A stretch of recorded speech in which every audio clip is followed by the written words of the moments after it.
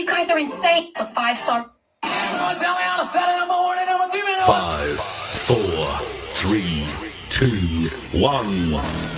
And it's live.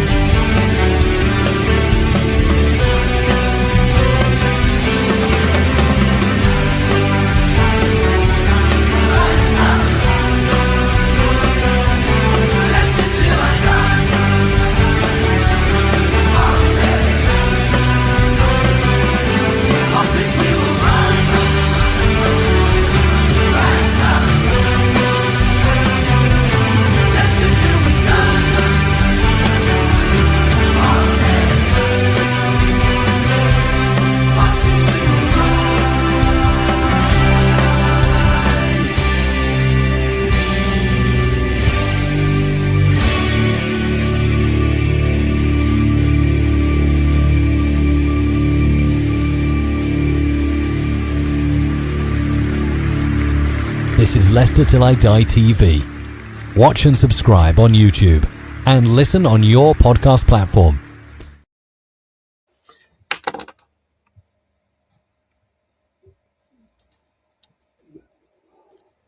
Yeah, it was nearly good introduction, but we got there eventually.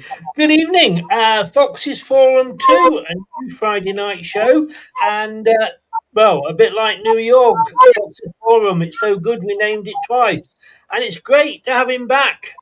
I say it's great to have him back, but every time I look at him, I realise how much hair I haven't got, so maybe it's not that. Welcome back, Clibbo. How the devil are you, sir? It's nice to be back, Chris. Yeah, and I'm fighting fit. Good. That's what we like to hear. If only our team was, eh? If only. If only. I mean, you're of a certain age, like myself. Is this... I struggle to think of a worse team than this, to be honest with you. Well, I think there's been worse players. Yeah. In terms of the group ethic, I can't think of a worse team. And something that I go back to when I think we were chatting, I think it was when Reese was on, and you were saying, you know, you're totally bored of it and you can't be bothered. There's never been a time that I've felt in my life that I've been less bothered about this club. That is, I mean, I did a show, well, you were watching it, and Reese was on it about falling out of love with my football club. And I have to say, I will never, ever stop supporting it. But like you say, I'm going on holiday again in a couple of weeks, and I'm thinking, right, you know, my mate said, what games are you going to miss? I said, I don't give a shit. Yeah. And he says, like, we always go and see this particular artist on a Wednesday. She owns the restaurant as well. He says, oh, are you playing a game on the Wednesday? Am I all right to book the table? I went, just book it. I really don't care. You know, why should I bother when the players, not all of them, but the majority of them don't seem to bother either? Well, I've been in a situation the last sort of 3 months where I've been laid up. You know, I've had some surgeries, and I've been very bored, very irritated, and maybe that's kind of partly why I'm so emotional about it all. But I've been saying to myself, and I've said to Reese on many occasions, I can't watch this anymore. I'm not watching another performance under Marty that it depresses me. You know, and I'm sitting there with painkillers, and I'm getting more and more fed up. And then I'm watching Leicester, thinking, "Oh, this will cheer me up," and I feel worse. So, you know, I think I've done my bit, but I keep watching, but it's very painful. I mean, I do the watch-alongs for most matches, but it's like tomorrow. Right? We're playing Coventry, the top of the table. It's the M69 derby, and as Brad always says, it's not a derby unless there's a motorway named after it. And my daughter's coming up from London with a boyfriend, and she said, "Oh, do you want to meet?" And it's an early kickoff. She said, "Do you want to meet for lunch on Saturday?" And I went, yeah, because I'm not bothered. As it happens, the timings, I sort of will probably start the show and then go off halfway through. But it's a case of I don't care anymore. I just can't be. And I hate the fact that this is what my club's turned me into. Well, I listened to Marty's press conference. I was walking the dog and I put my headphones in. I thought, right, let's focus. Let's listen to what he's got to say. And largely, it's very kind of media trained speak, which you expect. Largely down to the club's kind of, they tell you what you can and can't say, obviously. Yeah. But one of the things that came, out in one of the things that I heard was the fans connect. We want them to identify with the club. And I thought to myself, well, one of the things that you can do to identify with the club, depending on what your objectives are for the season, is to blood our youth. And it's something that Marty said from the start that he was into doing. Now, I watched and I've followed the youth football for a number of years. So I've seen some of these players, when they were 14, 15 years of age. And clearly they've got talent. And we've got this very, very expensive academy, ground, and all the rest of it. And I think to myself, what are the objectives of the club? And I wrote this down. I said, are the club trying to go up? Because if they are, if they're playing experienced players to do that, it's not working. So I've got no clue as to what the club's objectives are right now. And if they are trying to go up with older players, it's not working. You have to put young players in.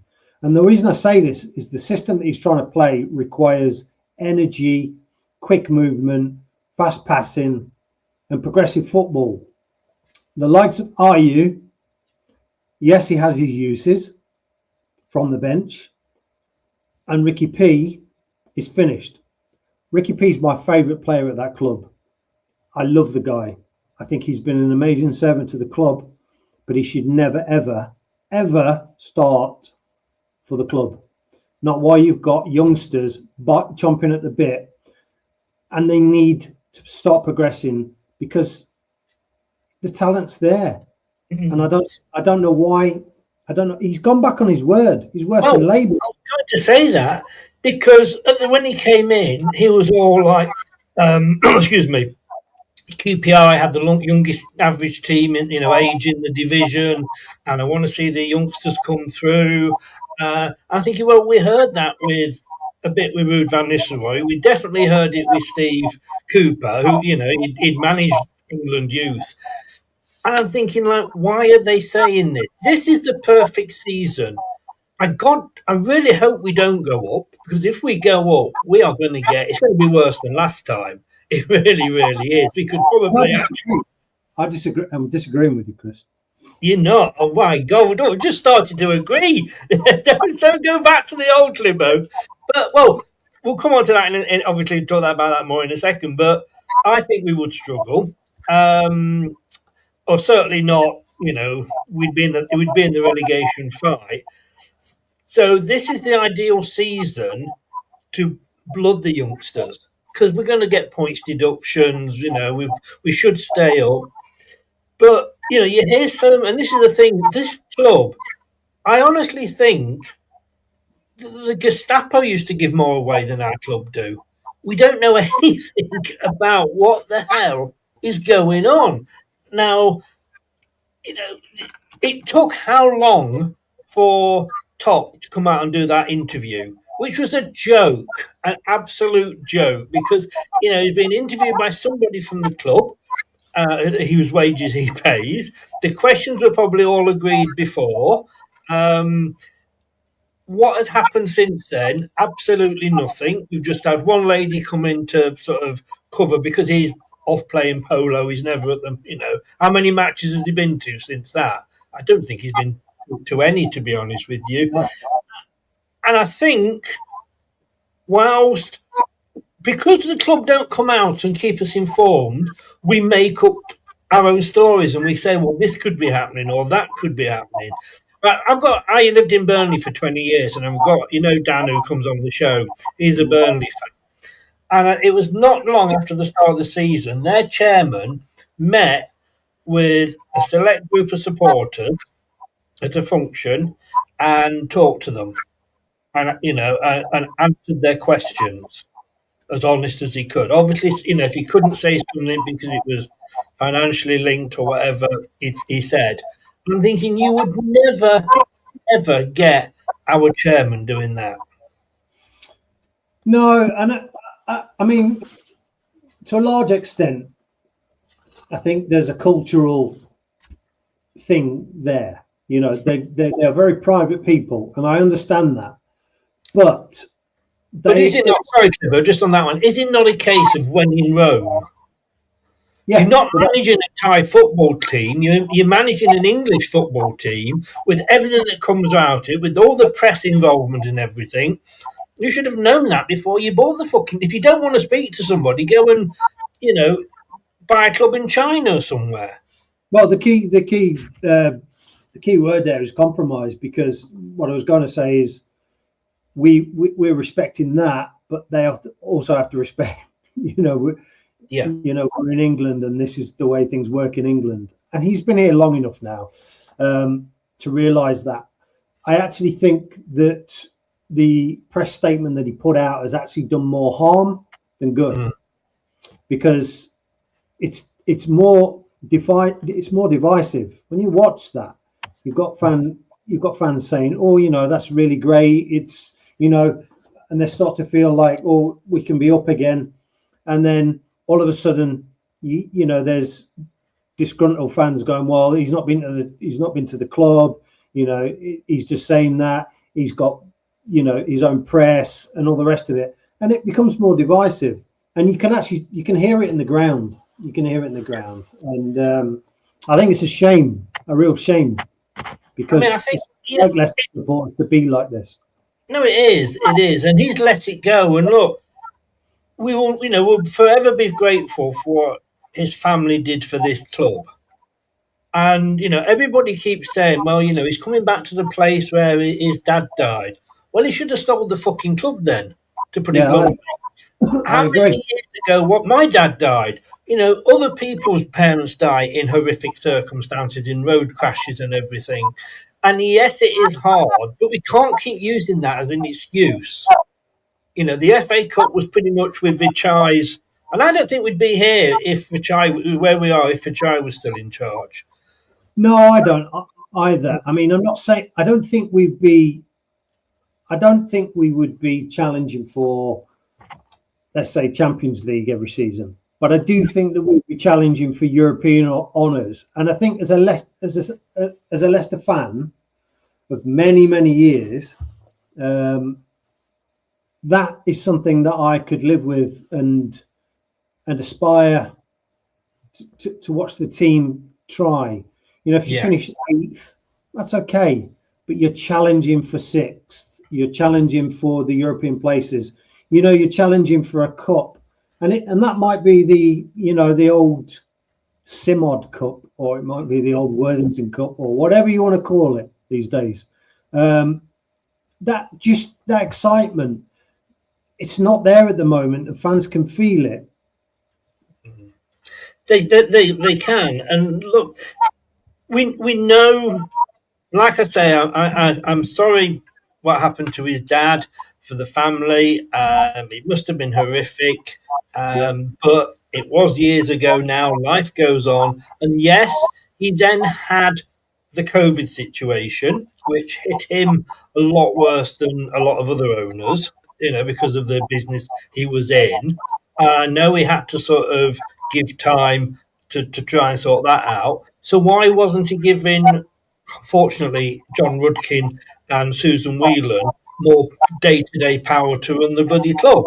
And he said, look, I'm going to concentrate on this, because if we don't keep King Power going, there's no, Leicester City. You two sort it out.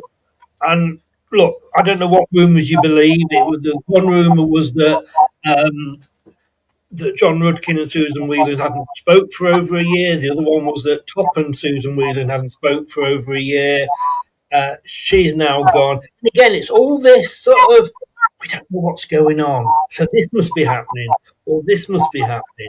So yes, there's a lot gone over in the background. But if you are a good CEO, owner, whatever you want to say, you sort it out. You put the right people in.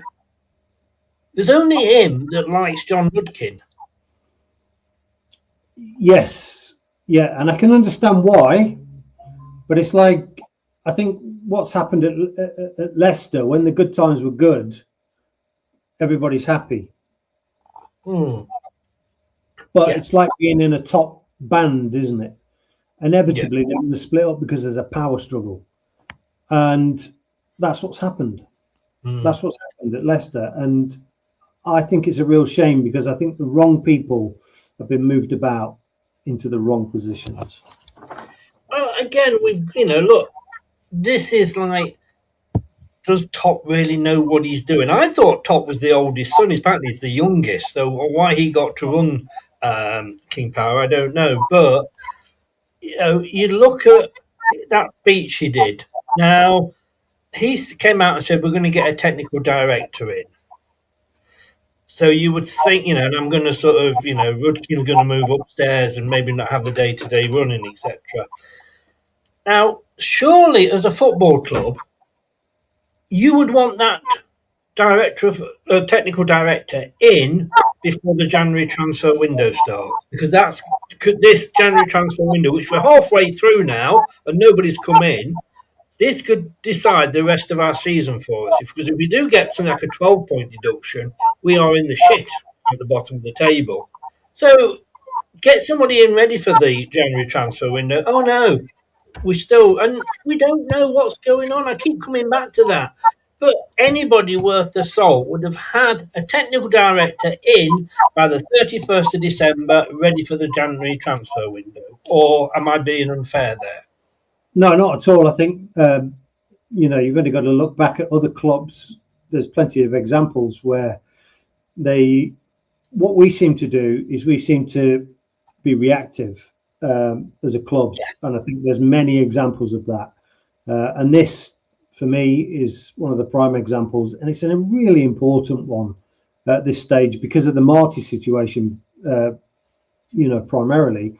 But there's many, many clubs that look at the situation. They've got a decision to make. Listen, if you're a company and you're looking to sack somebody, you're looking for somebody to replace them weeks before. Yeah. And, clubs just go and get them. Listen, if you're serious and you want somebody, you have to pay their...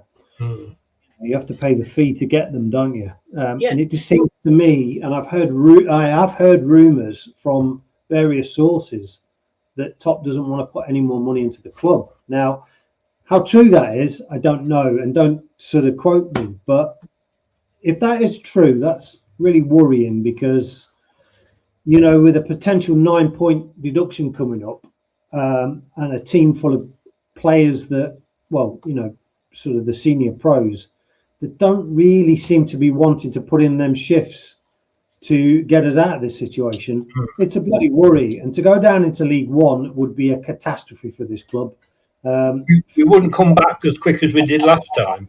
No, we wouldn't, because and one of the things that people forget is if you're constantly trying to build a fan base, and you don't want people walking around in your city with Man City T-shirts and Man U T-shirt, Liverpool, Chelsea, Arsenal.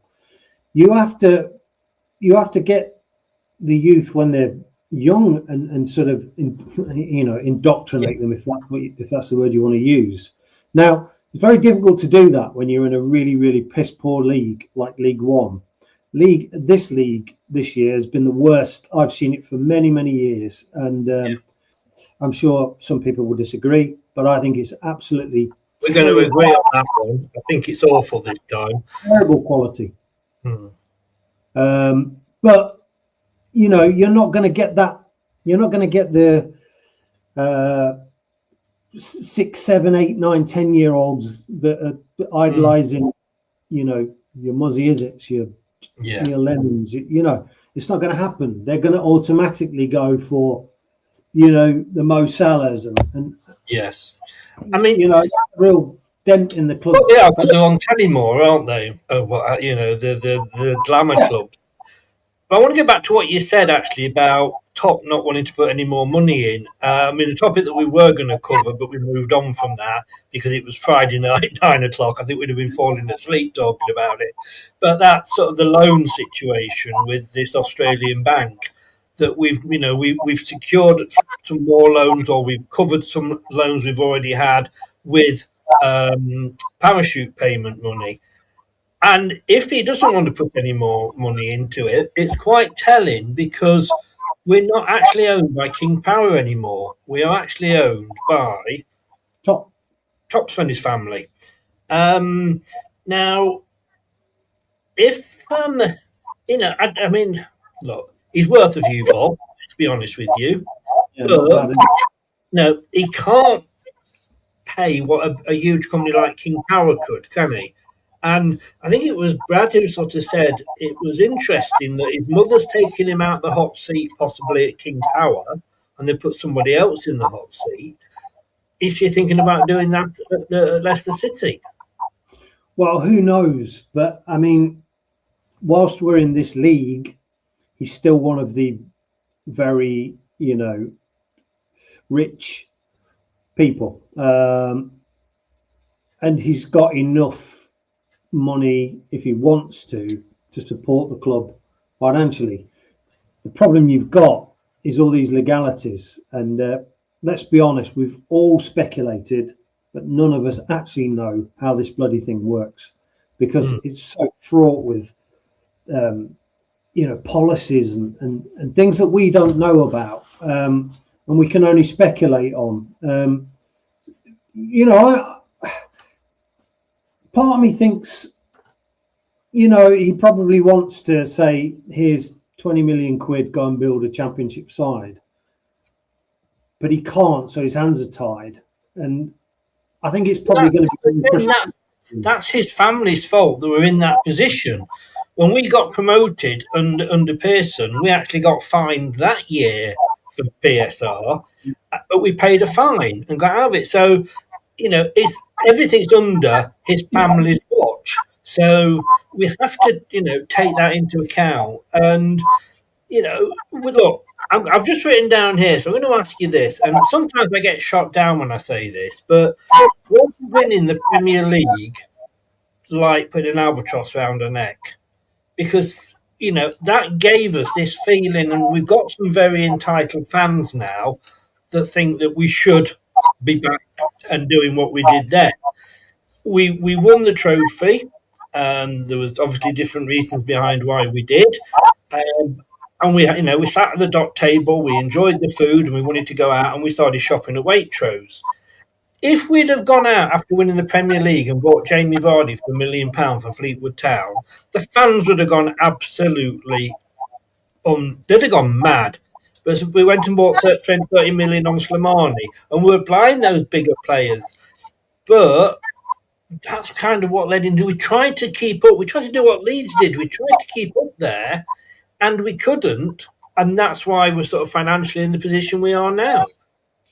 Well, there's a lot to go with that. I remember writing my CV when I was 16 years of age, and I was a. Did you have pens then?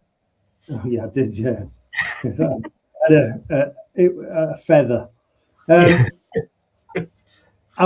was two things. One was to meet the members of Queen, which I went on to do, and the other was at Leicester City win the league, and they did. And I wouldn't swap those things. No. For the world. What happened was we did the wrong things at the wrong time. Now that can happen to anyone, and I think what we did, we got caught up with the euphoria, and actually we were in an inexperienced club at that level, and we were mixing with the giants, and we made mistakes. But what we never did was we didn't learn from those mistakes. And those mistakes continued season after season. So no, I would not change the fact that we won the Premier League for anything. I wouldn't, except for my dog's eternal life. But I wouldn't change No, that. I'm not saying that I would. I mean, like you say, if somebody came up to me and said, right, I'm going to give you the chance to, 12 years ago, you're going to get promoted with one of the best seasons you've ever had.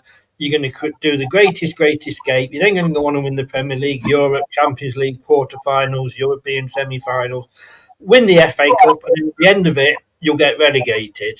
I'd say give it me. Just let us do it, But I just think that when you win something, the level of expectations of the fans obviously goes up. And I think that was we abandoned everything that had got us to that point. Yes, we did. But I think if you look at it from a business point of view, and we were small players in a big pond, that's where the inexperience came in. If we'd have settled for somewhere kind of midpoint between the two expectations, we would have been all right. But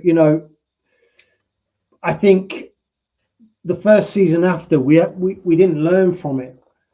No, and that's where I get annoyed because yes, we did win the FA Cup and stuff, but the writing was starting to be on the wall then. We were not learning from our mistakes. And I've had a lot of people slagging off the likes of Slimani. It was a bad buy. We spent 30 million on him. Let me tell you something. He was a good striker. He was a bloody good striker. And there was not many better headers of a ball. And I wish we had him now. But we started to do things like play Vardy because it's Vardy. Silly little things like that. Yeah. And it's stuff like, obviously Vardy's my favourite ever Leicester City player. And I'll say nothing bad about the guy. But at the end of the day, some decisions have to be made for the better of the club. And Slimani never really got to play the way he was, born to play. I was actually watching, trying to cheer myself up. I was watching a Leicester City in the Champions League video of how of all the games, and Slimani was absolutely brilliant when you got the ball into that box and put the crosses in. Nobody better. It's this 4-2-3-1 that I fucking hate. It's just and it used to annoy me. And look, we know Daka's shit. I'm not arguing with that. But if Vardy had a bad game, there was never. He wasn't bad. It was just that he was having an off day.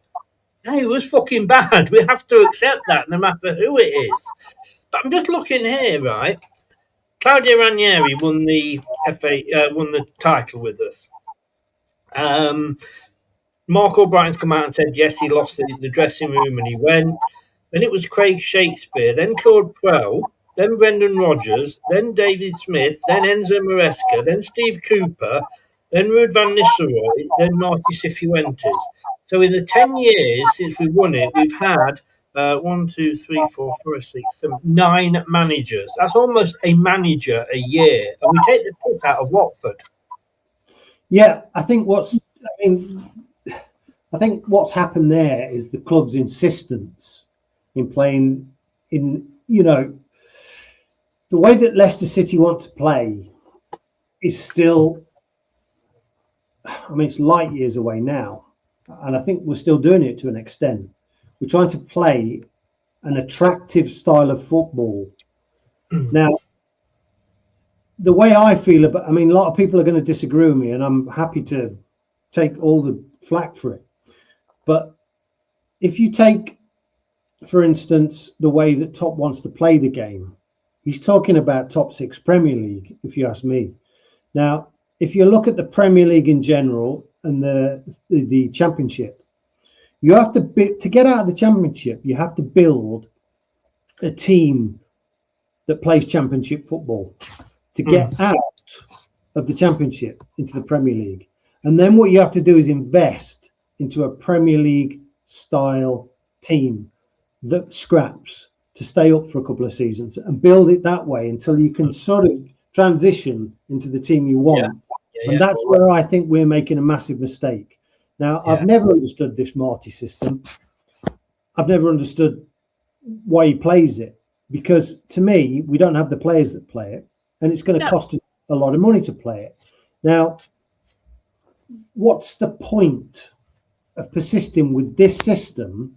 Let's say we get promoted. Let's say we finish sixth and we get lucky and we go up. Still playing this system. We go into the Premier League trying to play this system. We'll get mullered, wiped out, because it's not going to work, because we can't afford to have the players. You need two incredibly fit, agile, progressive fullbacks for a start. I mean, if you look at our team, there's two positions there that need addressing immediately. And he continues to play this. And when I saw him play Ricky P at left back, I just thought to myself, your comment. I think he saw it as well, because he soon changed it over. But you know what? ridiculous. This is, and I say Pep. I think Pep's got a brilliant idea here, that he's introduced this 4-2-3-1. He's bought all these expensive players, got them to play, and everybody's gone, oh, look at Pep, 4-2-3-1. He's winning everything. But, I mean, forgetting that he's got, every single player there is £50 million plus, then what does he do? He can go to these players. He can go to, like, Bournemouth and buy I can't say his name, Senimeno or something he bought from Bournemouth. Put him straight into the team, and he knew what he was doing. I think, I think Pep sort of, is a master criminal, is a James Bond villain, if you ask me. But do you remember when we appointed Marty Cifuentes? And I came out and I said, and I got absolutely pilloried for it. I said, we need a Sean Dyche or a Chris Wilder. Now, Sean Dyche was yes. Yeah. No, everybody was going, oh, they're dinosaurs. Oh, you don't want them. They're absolutely, oh, no, play 4-4-2 and all this, that, and the other. So, Sean Dyche apparently probably wouldn't have come to Leicester. Chris Wilder was interviewed. Chris Wilder wanted the job. We didn't give it to him. When he went back to Sheffield United, they had, I think, 1 point or something like that. They are now got on 32 points. So in 20-odd games, he's got them 32 points. As I said, it's like a game of bullseye. Here's what you could have had. He came to Leicester. He played 4-4-2. We were 3-0 down at half time. He actually in that game changed it for Marty to 3-5-2 for the second half. We actually got it back to 3-2. So what can we do next time we play Sheffield United, which is only a month later because of the way the games fall out? They play at home 4-4-2. So what does Marty do? He doesn't think, oh, God, we got mullered last time when they played that and we played 3-5-2. I should really change it around. No, let's not do that. That'd be silly. Let's stick with the 3-5-2. And we lost 3-1 again. This is what gets me. And where do you get a manager that looks at Leicester last season and went, Ruud van Nistelrooy played 3-5-2 for 17 weeks and we lost every single fucking game? Yeah, and now there's a delicious amount of arrogance attached to that, isn't there? Yeah, but that's what that's what Marty's doing. He's come in and said, "Oh, they played really shit with that last season, and actually they've sold the best of what they had. So I'm going to play 3-5-2 exactly the same with the worst of what they've had. Oh, and I'll tell you what, I'll introduce the youngsters, but I won't really. But I'll just tell you that to get you on side." I just think we've missed out. I think we would be a hell of a lot better off if we had appointed Chris Wilder. Well, in hindsight, Chris, which is a beautiful thing, I think you're absolutely right. I think the problem is with the club, at this stage, they're still looking too far ahead. And it's like what I said, I mean, I've heard many fans say, about players coming in and they've gone, oh, he's no good in the Premier League. We're not in the Premier League. The difference between the Premier League and the Championship is tennis and badminton. It's a completely different game. It's like the Championship and League One is a different game. I mean, for a start, you haven't got VARs and things like that in the lower leagues. It's a different game. You're not playing the same game. So concentrate on the game that you're playing, win that game, then start again, because it doesn't matter who you are in the Championship. You have to start again when you're in the Premier League. That's the way you've got to as well. This season, I don't want us to go up, and that's a damning indictment on your own football team when you don't want them to get promoted. But it would just be humiliating. I mean, you said not, and the thing is, if we do get promoted, what players will we have brought in? Because we'll have got rid of a couple, hopefully. We've got rid of one. And can I just say, everybody, how sad I was at Wout Faes leaving. It really got me there. I had to have sort of, a morning off. And in his honour, where your pubes you see that in the top corner. Looks like Jim Morrison. I couldn't get rid of the wig. It had to stay. I had to go out and buy a bloody bust for it to sit on. You wear it at the weekends now, Chris, I do, but I shove it down my trousers. But you think that we would do okay if we went up? I'm not saying that. I'm saying from a purely financial point of view, because we don't know what the finances are at Leicester. And no. I don't know how many years we are going to be stuck in this division. And I don't know how many years that the actual football club can finance us being in this division before things take a turn for the worst. Now, I think that being in the Premier League gives you that breathing space. Now, if you look at Norwich, they did this model for a few years where they went up, didn't spend very much, earned a load of money, went down. Now, something's gone wrong with their rebuild, with their philosophy. Yeah. But they were doing the right thing. They were sort of that yo-yo, but earning money and bringing money in and not overspending. So financially, they were okay.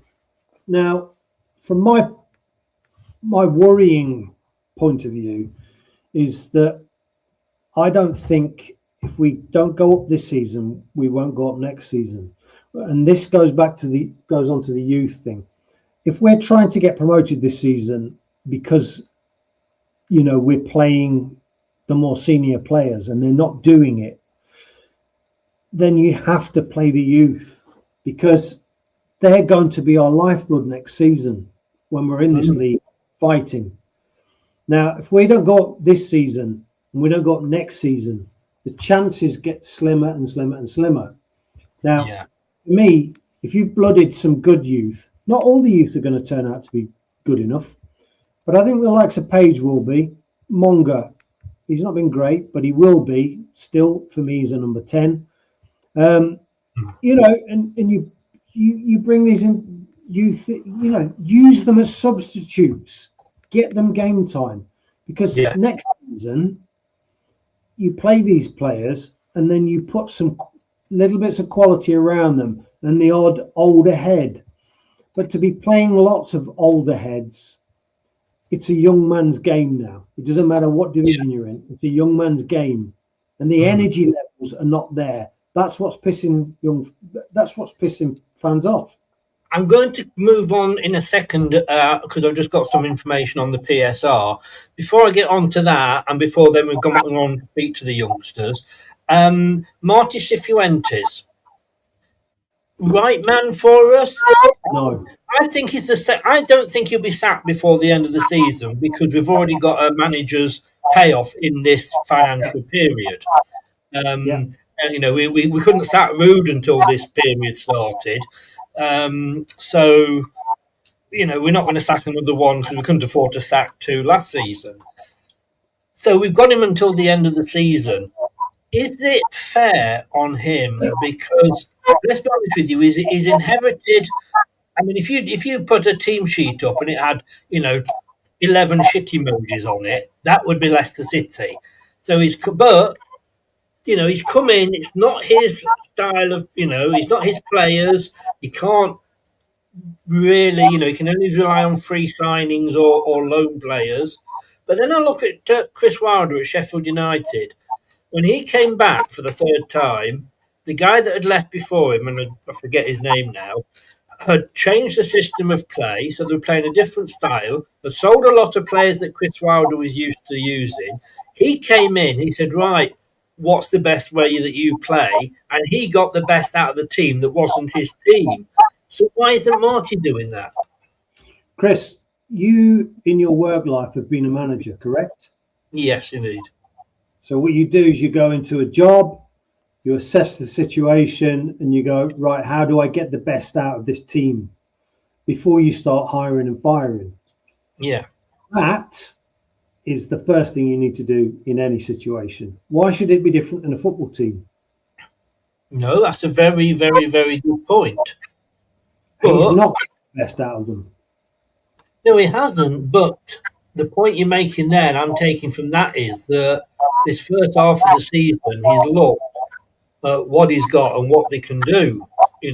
Faze was dropped, and he's got him out of the club short term, hopefully longer term. Winks has been banished to wherever Rogers sent Soyuncu to, which is not a bad thing. I just think,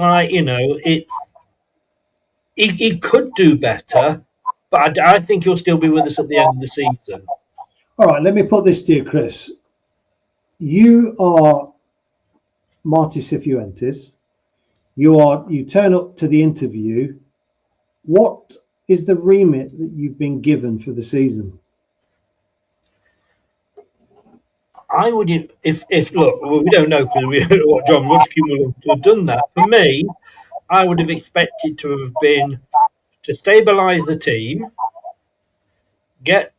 work out who's good, who's not good, who wants to be here, who doesn't want to be here.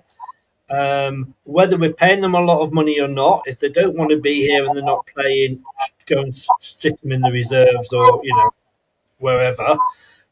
Develop the youth and just make sure we don't go down. Right. Well, I don't think that's the remit that he was given. Okay. And I don't think that when you go for an interview for a job at Leicester City, if that is something that you think that is the situation, you're not the man for the job. I don't care what anyone says. If you're coming into a job of a former Premier League champion, FA Cup winner, Charity Shield winner, 3-time League Cup winner, you don't go in and say, right, I've come in here to help you out just to stabilise the club. You come in and go, I'm Marty Cifuentes. I'm getting your club promoted. Look at your team. It's the most expensive. Look at this player. Look at that player. I can develop them. Tell me one player that's developed and got better under Marty Cifuentes. Not one. Even Munger's gone backwards. But what I would say that if I was, and I have interviewed a lot of people, as well as done a lot of interviews, I've also, as a manager, what have you, interviewed a lot of people, and you see through the bullshit. And if that was me interviewing him, I'd be going, that's not realistic.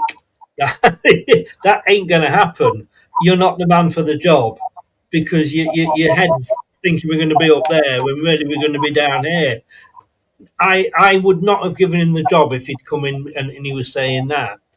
Long term, maybe, if he said, a 5-year plan, and in 5 years, I want to see us back in the Premier League, I'd be going, yeah, I get that. In 5 years' time. But to say, I'm going to get you promoted next season, no. Because this squad is so... I think it's a failure, a massive failure not to get into the playoffs. Massive failure. I normally would do, but with the points deduction, I think that is going to affect us. However, let me just... Forest were bottom. and they got into the playoffs. That's how poor this league is. Yeah, no, I'm not saying the squad we've got.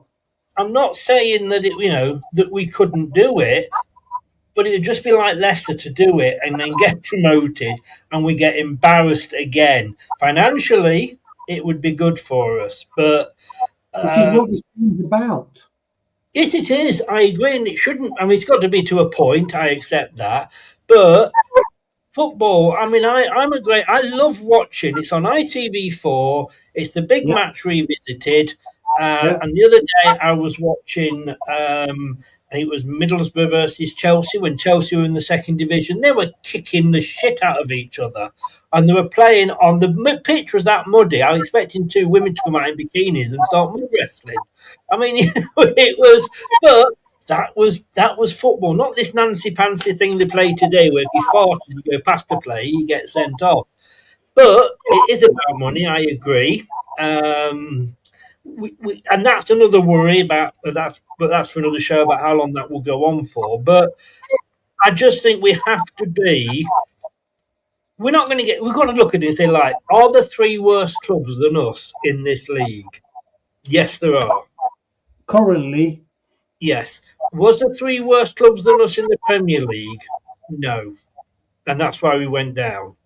When you look and say our nearest rivals were like to getting relegated with Tottenham and Man United, but I don't think we will go down even with the points deduction. So I say for me, this is a club that is on its knees, a club that the players don't have any confidence, the fans don't have any confidence, and are picking on the players. The other night that stadium was so empty, it was embarrassing. Then you're hearing rumours that the Sky are being asked not to show one end of the stadium because it's almost empty. Again, is it true? Who knows? We'll never know. But I don't think I don't think the players believe in him. I think he's a nice enough guy, but for Mark Albrighton to come out and say that Claudio Ranieri lost the dressing room, and as nice a guy as he was, I don't know. We've got to get a manager. I just think we've got to get out of this.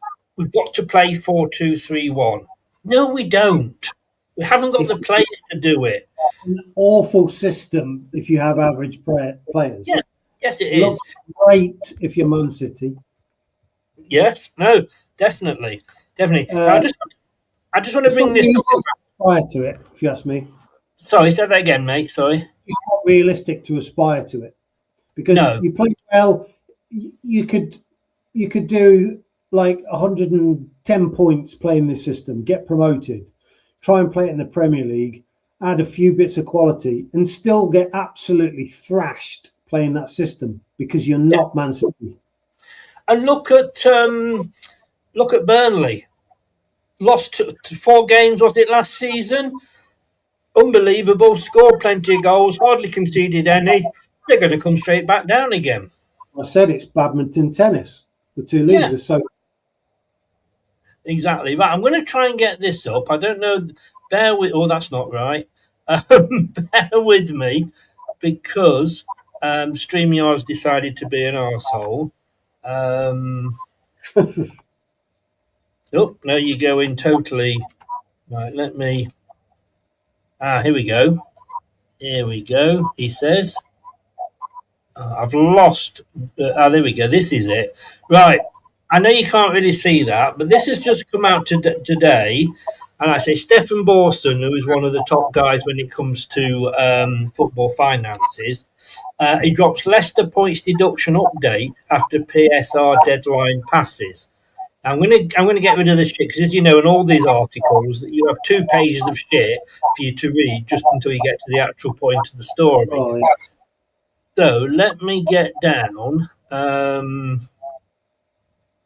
Now, this is the interesting bit. Former Manchester City financial advisor Stefan Borson, I didn't know that actually, exclusively told Football Insider it's unclear whether the Premier League or EFL has jurisdiction over Leicester for last season. The iPaper reported on Tuesday the 13th of January, which was this week, If a breach was committed by any of the teams in question, it would be announced on Wednesday, the 14th of January. Yeah, I heard that. Yeah, the newspaper said the Premier League was expected to declare all 20 clubs compliant for the first time in 3 seasons, but a statement is yet to be made either way. I also asked Kieran Maguire, who's been on the show, a friend of the show, been on a few times, if he'd got any news updates, and he said, as far as I know, it's just between the lawyers at the moment. Well, we know that we've got very good, very good lawyers. But this isn't helpful for anybody. And no. I think, as a fan myself, it drives anxiety, and it's very, very difficult to set your expectations. And I think when fans are in limbo, it causes you to be agitated, doesn't it? Yeah. And so it's very difficult to sort of go down a match and be fully committed, and because you're anxious. I mean, let's be honest, Chris. 9 points for me. If we were to get a 9-point deduction, I would be very stressed, because I'm sorry, if he keeps continuing to play the old guard, they're demonstrating to me that they are not up for this. They're not up for it. And I think we get one goal will go against us, and you see the heads drop, and that's when we're kind of mid-table. So if that happened whilst we were in the bottom 4 or 5, I struggle to see us getting out of it. And I know that could sound over dramatic to some people, but I'm a realist. I've seen this club go down, Yeah. I mean, look, we know that we have been naughty boys, spending £92 million over and above what we bring in for one season.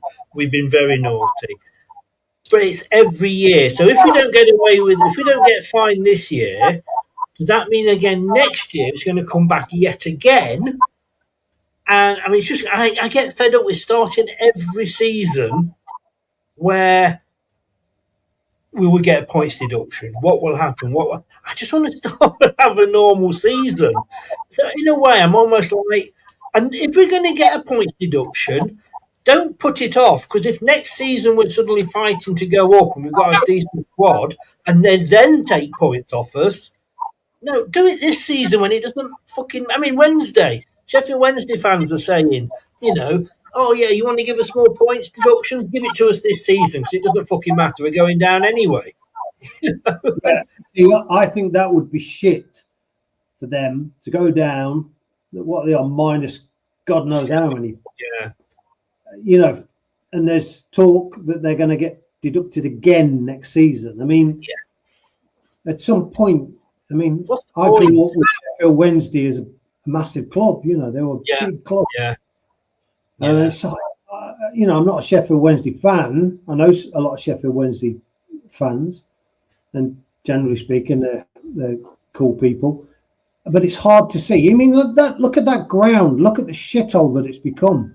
That was the exciting semi-final for the FA Cup. Yeah, totally. That was a place you wanted to go and play. Look at it. Armchairs just said there, PSI's all stage, they'll reveal the outcome the day after the window closes. How long does it take them? Look, if you're going to give us a deduction, give it to us before the transfer window comes in, so we know what we can do. We know what we've got to play with. Everton and Nottingham Forest, they got their deductions in November. So you've got, if you give it to us in April, we've only got a couple of games left. We might, that might just be condemning us. But, anyway, it's very frustrating being a Leicester fan. That fucking roller coaster is making me sick. Yeah, me too. Now, I want to move on to the game against Coventry. Because did you watch the Cheltenham game? I think you did, didn't you?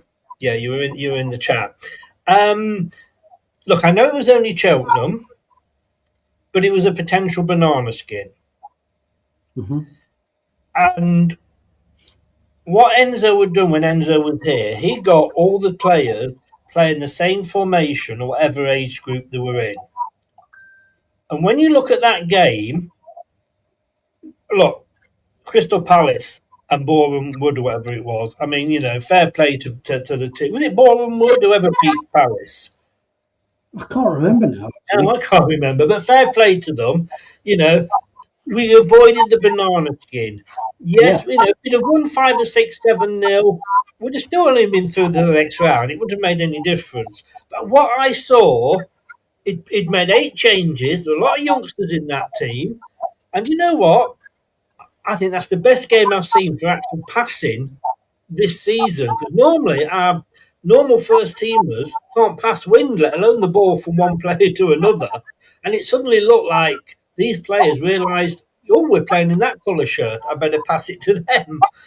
I think the difference is with teams like that, they've been drilled and they're playing within themselves. Where, sorry, I just clicked a button by mistake. Sorry. All right, don't worry. Whereas our team are expected to play like prime Brazil, and we haven't got the players to do it. And I think it's very, very clear to everybody that when we're playing passing, there are triangles that work well, but there's lots of times where players get the ball and they freeze. They're like, where do I pass it to quickly? Where with Enzo, as much as I found that quite boring at times, he drilled that down. He drilled that down. And I'm not going to buy into this. Oh, we only had half a pre-season. We're halfway through the season now. Yeah, that came and he had that excuse for a while, but that's now moved on. Yeah. But, what I'm saying is that, they actually looked like a team, Now, what I'm going to say here is, and I know it's Coventry, I know it's a derby and all that entails, but look, they're top of the league. Yeah, they've hit a little bit of a buffer recently, but, they're scoring for fun. It's the only points I used to get in the prediction league if I put Coventry in was to put them down for a win. I've predicted a 2-1 win for them this weekend as well. So to me, this is a bit of a free hit. Now, if it's a bit of a free hit, why not just put the youngsters in? We've been saying, we should blood them, we should blood them. We haven't been blooding them. I mean, against Cheltenham, 2-0 up, we were never going to lose that game. Who's he bring on for Daka? Jordan fucking Ayew. You needed flogging for that. He had Jake Edwards, who apparently was good enough to be picked for the England under 21s, whatever it was. Evans, sorry. I always say Edwards, don't I? Who is it? If we sign a Jake Edwards, I am going to be the cleverest person in the world. Jake Evans. He was sat on the bench. Why? And the excuse is, well, it's getting him used to the first team. Fuck off. He's already done that. He's going to put him on the bench. Bring him on. Bring in Jordan Ayew on at 2-0 up against a League Two side. What the fuck?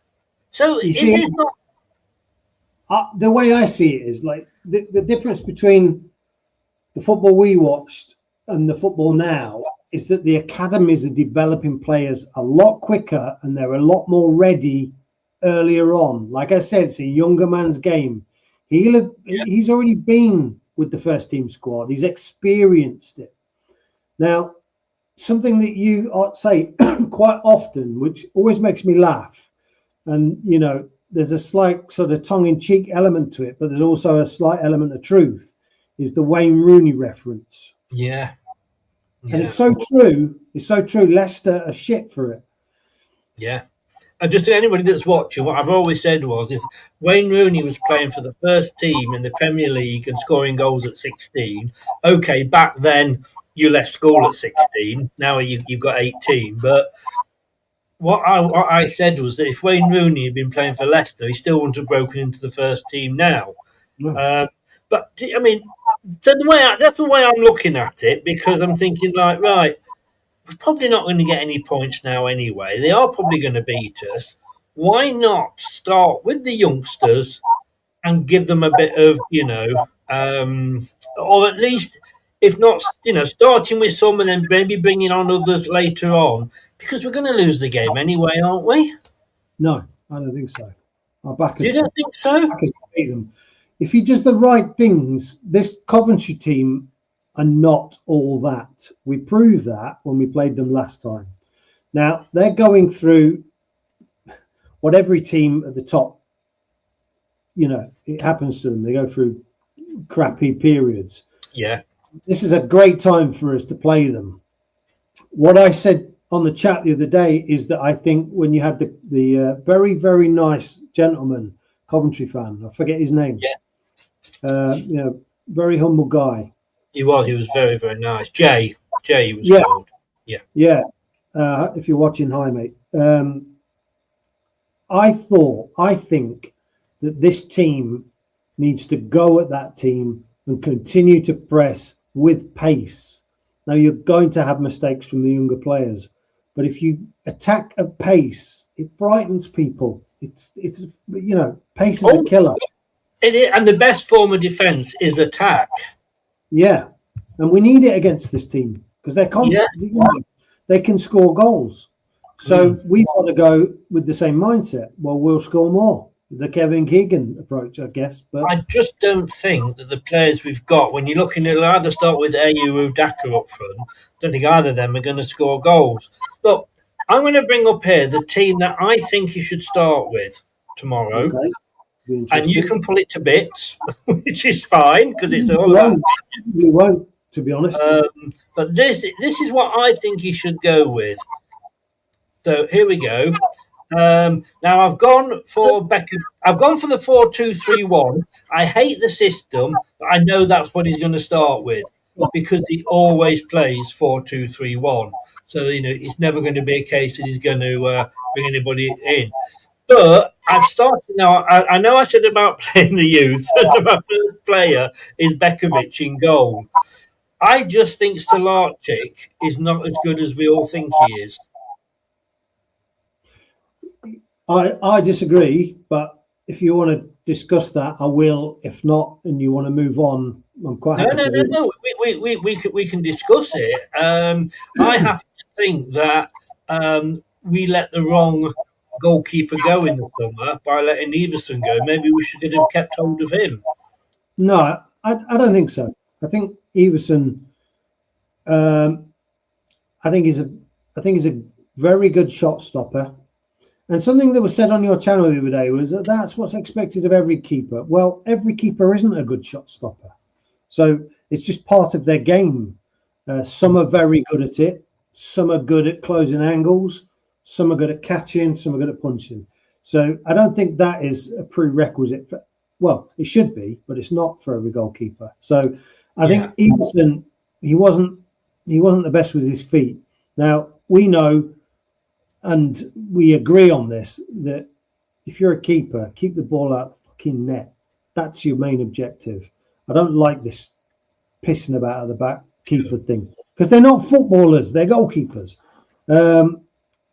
I've seen Jakob play to a standard in the Premier League where I know his defence felt more comfortable because he was attacking balls, he was catching balls, he was punching balls, and he had a lot of confidence.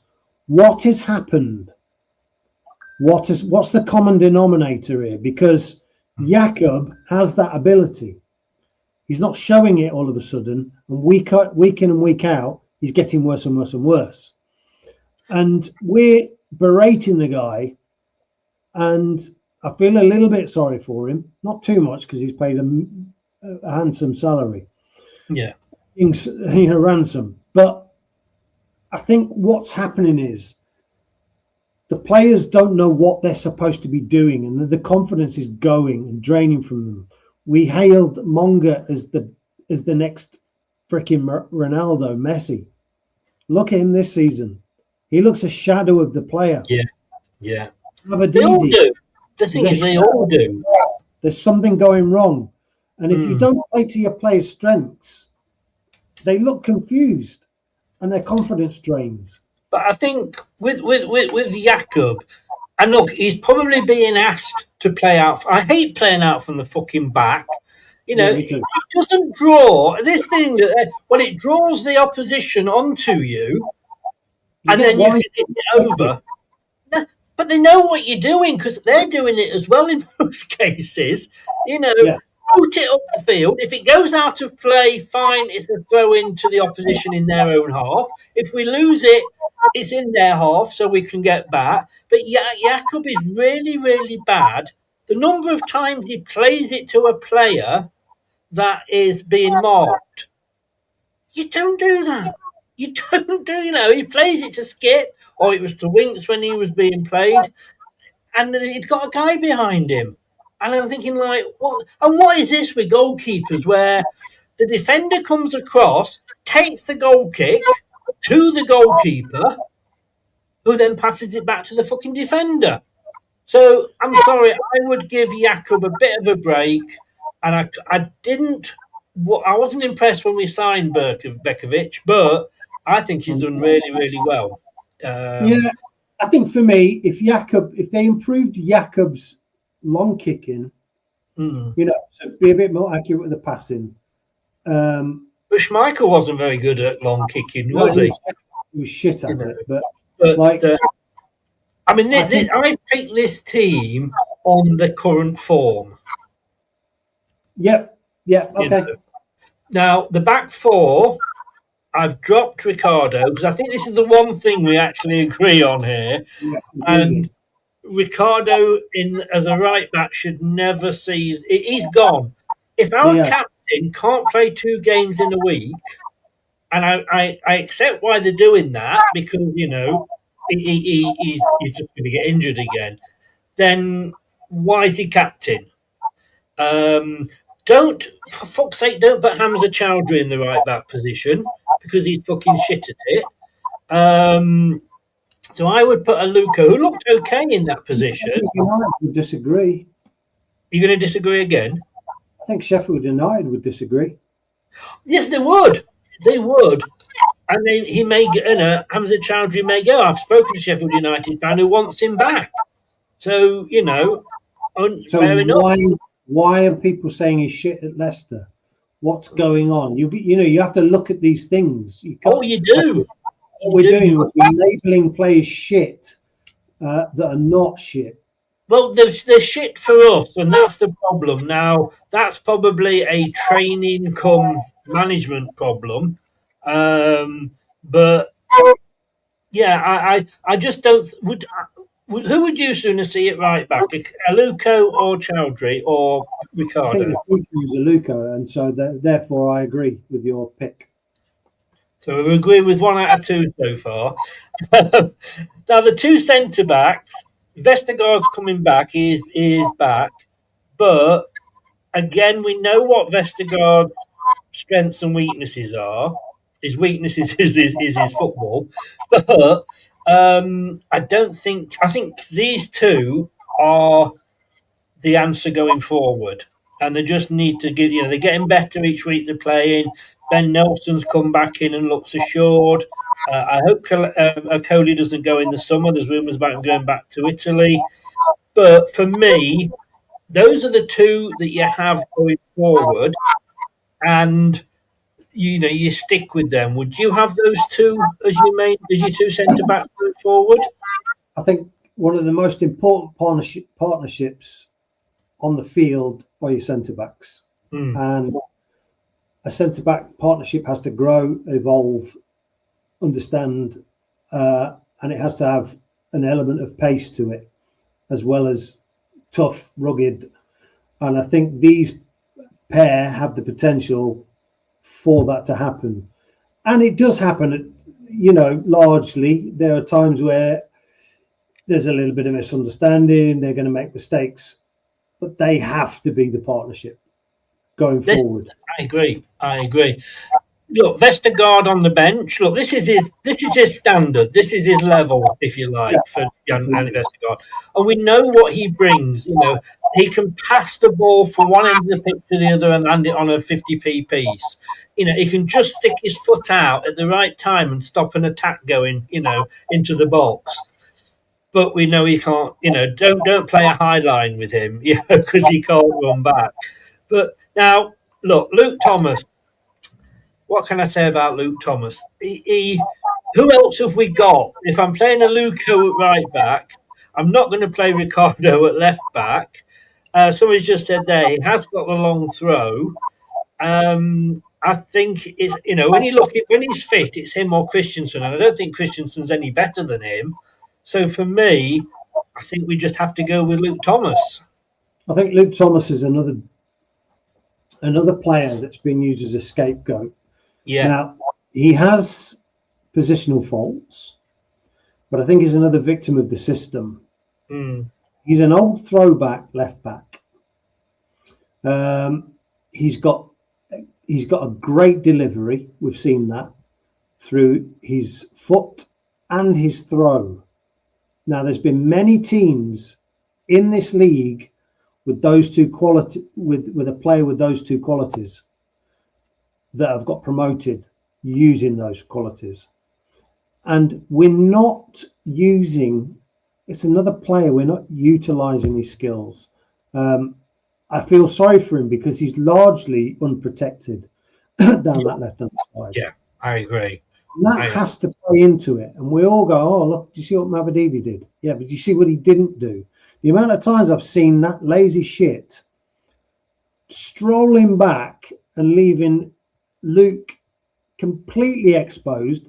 I'm not saying that Luke isn't to blame for some goals. I'm not saying that because he is. But again, it comes down to confidence, and it comes down to being the player he is used in a system for a player that he's not. It's not him. And for me, if we're not going to use him correctly, sell the boy. Let him have a career. Yeah. Because he's another player that we're battering his confidence. But we like a scapegoat, us Leicester fans, don't we? Remember how bad it was Ben Chilwell was when he was actually first choice left back for England? Yeah, he was a bit of a dick, but he was a good player. I'm not saying he wasn't a dick. That is fair enough. But we do like to hate on a player. And the only problem I have with that is, yes, we don't have an option there at the moment. Interestingly, and we will come on to Steffi in a bit, but funnily enough, last time we were in the championship under Enzo, I thought Fatawu and Steffi both did their fair share of decent defending. Quite often they were back. Fatawu more than Steffi, but yeah. Yeah, but again, they're not doing that now. But we'll come on to them in a second. I think, again, this middle two, the two defensive midfielders, they pick themselves. For me, Jordan James should be captain. I know he's a lone player, but he shows more, get up and go than any of the others. And isn't it interesting? I mean, I used to defend Oliver Skip, and then I said I wanted to see Oliver Skip on with Winks, and when we'd got that, he was fucking awful. But suddenly, Winks has been banished, and Skip's coming into his own. I have to say that at the beginning of the season, me and Reese spoke about unsung player of, somebody who's going to come out of nowhere. And I said, it will be Skip. And he was like, don't talk out your arse. And, I'm quite known for doing that. But I'm saying nothing. No, I just said, I'm telling you. And I think I've been proved right. And he said to me, you are absolutely right, Uncle Clibo. You are right. And I've never said the guy's going to be, Thierry Henry or, whoever. But he's got a certain, he's the Liam Neeson, isn't he? He has a certain set of skills. He has. And look, when he had to go to left back and when he had to go to centre back, he did it, and he did it reasonably well. And he wants to play and he wants to show. And I think that I think sometimes these things sort of fall into place by chance.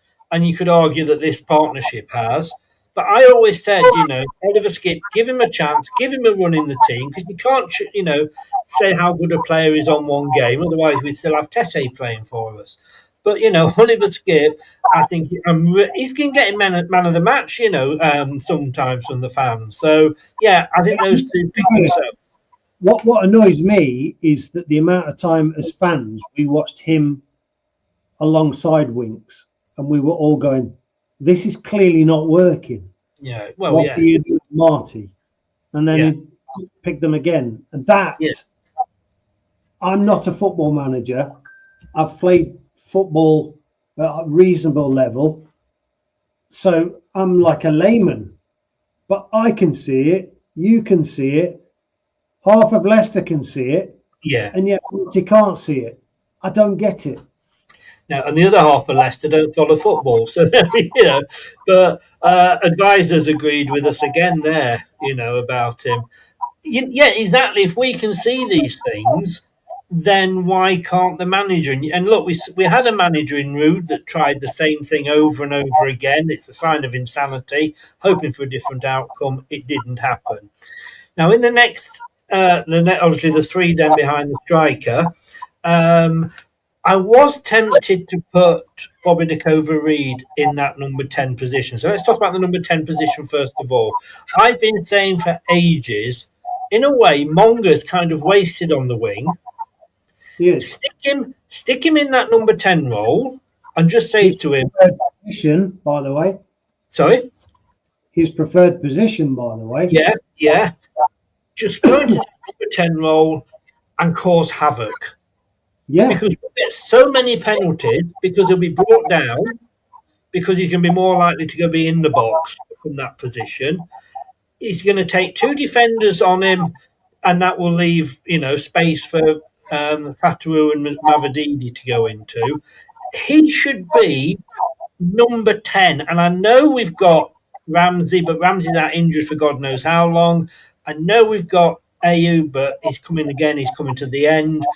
Bobby De Cova-Reid, fair enough, he does play really well in that position. Again, suddenly, you play somebody in their preferred position and they play well. Who knew? Well, it's a great mix there. You've got a bench player who's got experience, comes on after 60, 70 minutes for the guy who's worked his ass off, who's 20, who's 17. Now, for me, Monga gets labelled as, well, he's got no end product. The guy has got an end product. We've seen it. You play him in the right position, in the middle, I think he gets multiple goals per season. I think his trickery bamboozles many players in this league.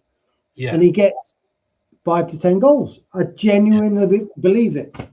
So he's wasted on the wings for me. No, what are we agreeing on something again here, Clibo?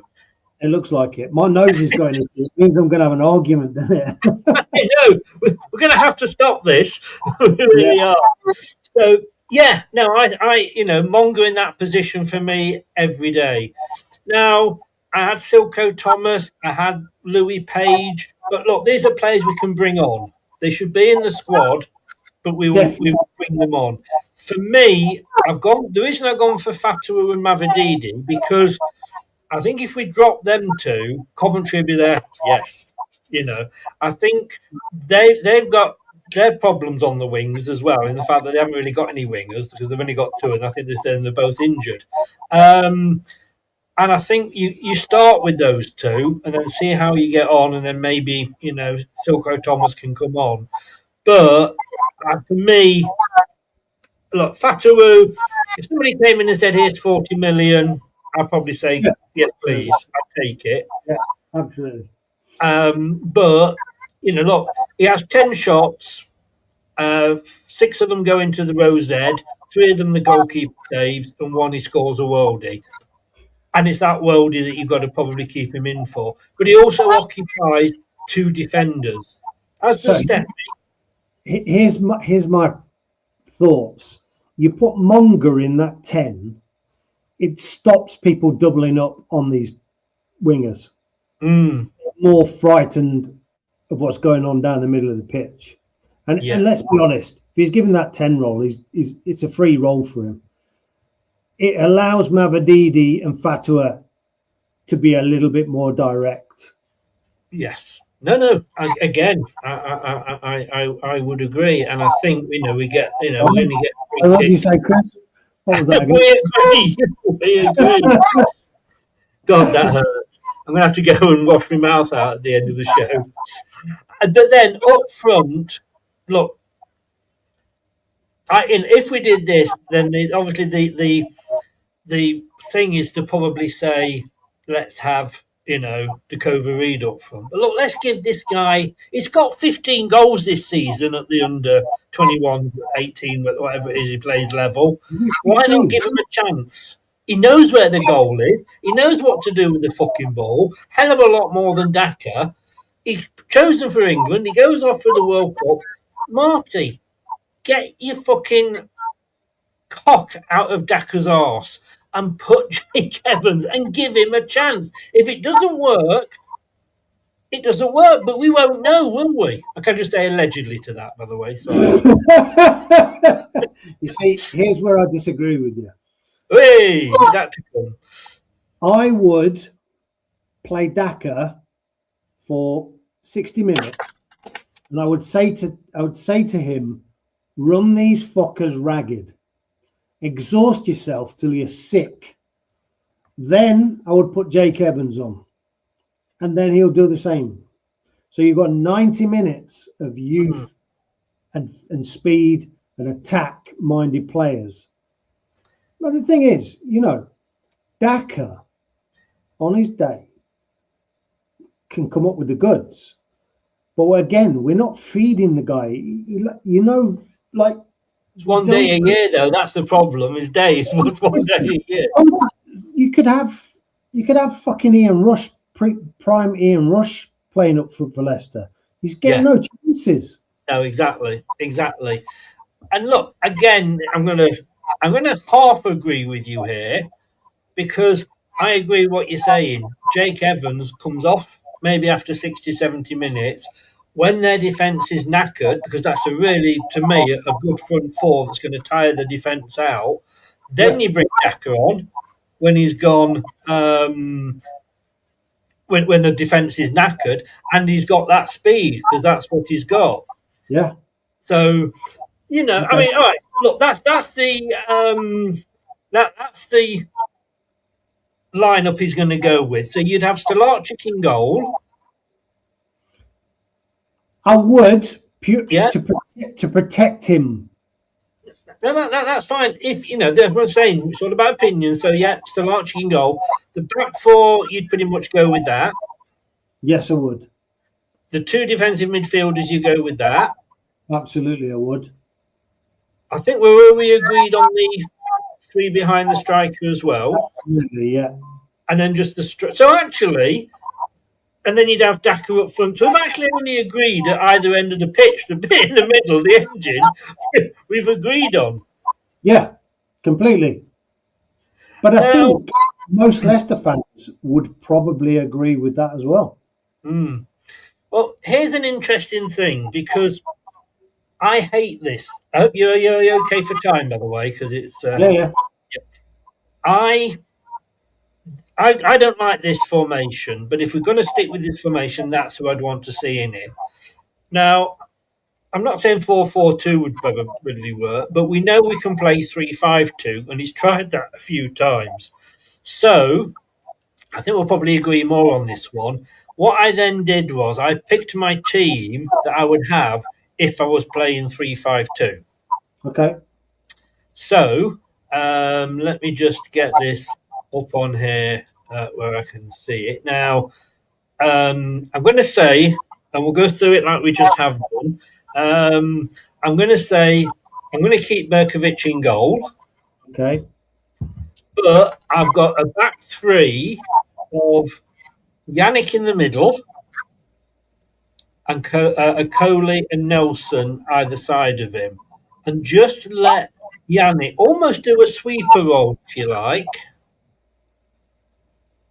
Okay, yeah. I agree with that so far.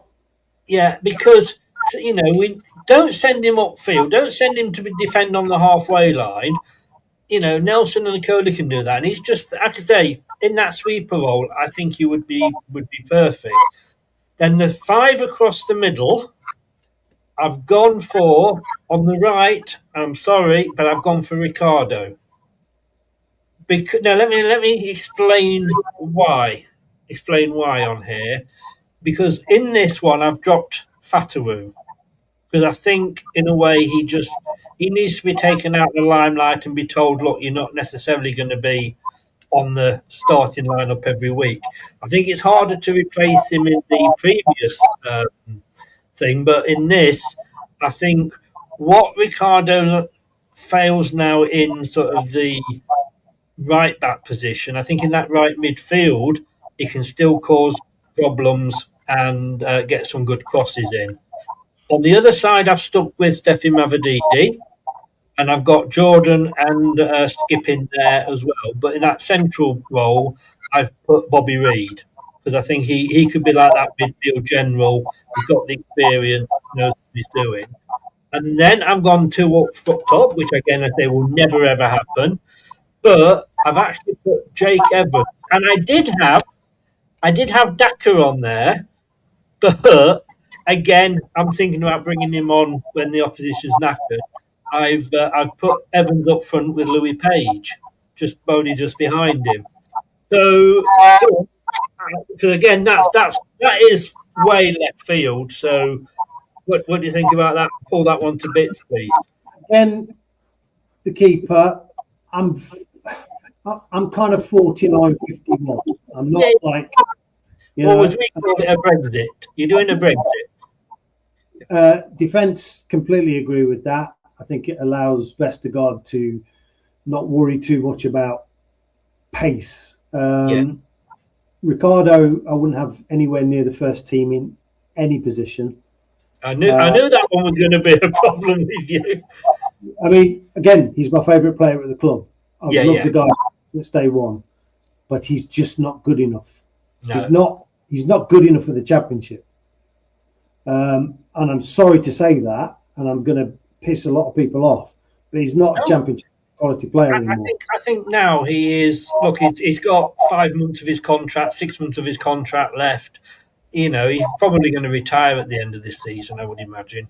I think he could probably go and play in a slower league somewhere where his responsibility. See, the thing is, we've got Ricky P, and we're still playing him with the responsibilities that he had when he was top of his game, which is not fair.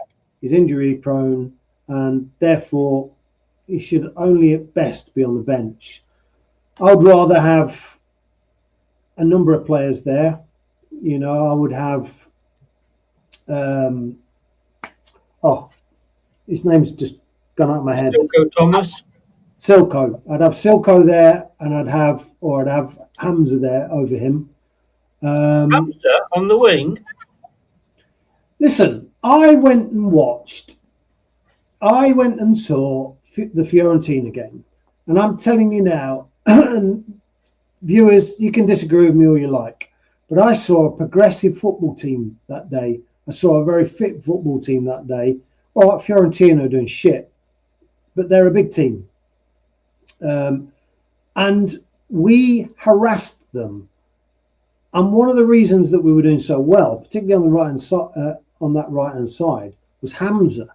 And Hamza was making some good passes. He was intercepting. He was in people's faces, and he was first to the ball. So I'd have no problem playing him in that system.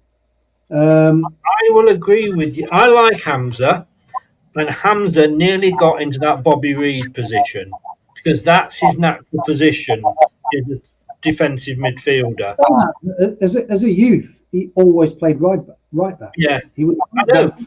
But so I like him as a player. He is one of those "thou shalt not pass me" sort of players.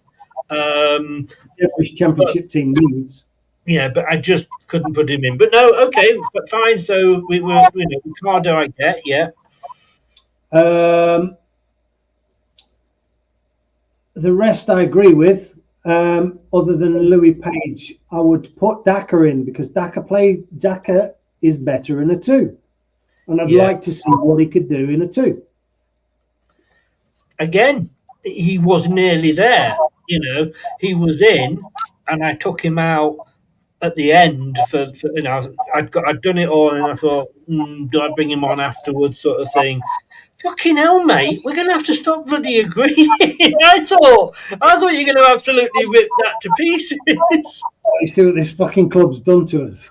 Yeah, I'm going to save this and I'm going to watch this over and over. I watched this more than when we won the Premier League.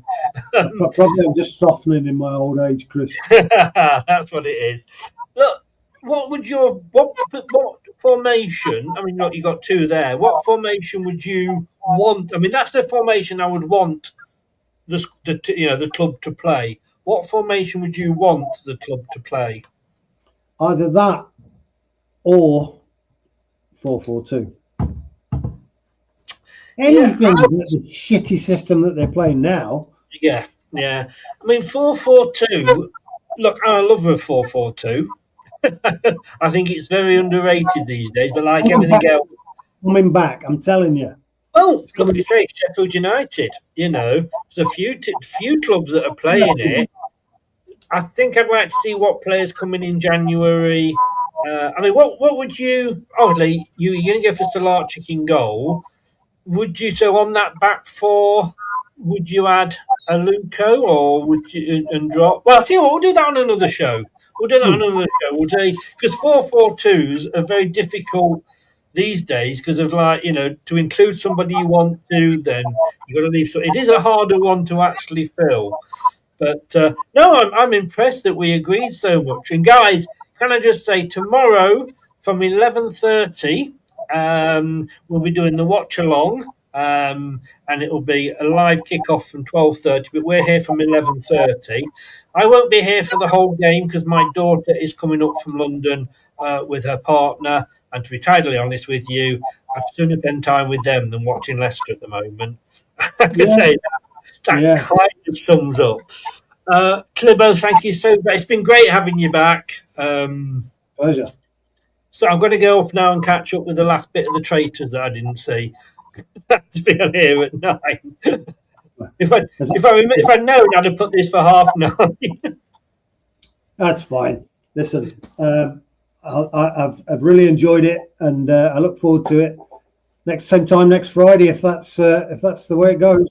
We will be back next Friday, with Fox's Forum 2. I thought, shall I come up with another name? And I thought, no, let's just go with let's just add a 2 on the end. Keep it simple. Exactly, and I'm very simple. Everybody who's been in the chat, thank you very much. Thanks a lot there, Blue Fox. Appreciate you coming in. And if you've been listening via your favourite podcast platform, thank you for doing that as well. Please subscribe. Sorry? Hit the like. Hit the like button, exactly. Yeah. And if you're on your mobile, don't forget to hype it. Apparently it's the new thing. Thanks very much, Clibbo. I will be seeing you this time next week, and we'll do it all over again. I'll see you in the chat. Thanks so much, mate. Take care. Bye-bye. Bye-bye. Thanks for watching. These videos are tremendous. You better like them too, or I'll be back. This podcast is proud to be part of the TalkSport Fan Network. TalkSport. Powered by fans. That will conclude this evening's entertainment.